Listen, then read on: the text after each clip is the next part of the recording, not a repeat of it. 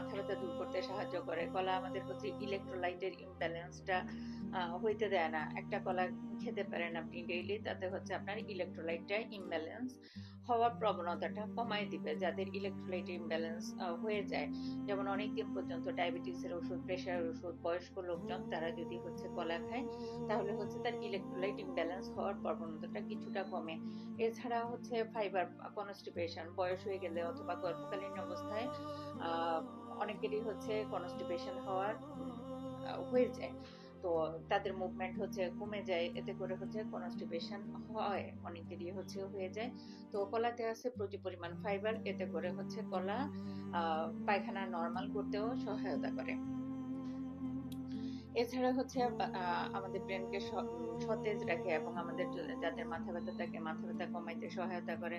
কলায় প্রচুর আয়রন থাকাতে হচ্ছে রক্ত স্বল্পতা হইতে দেয় না।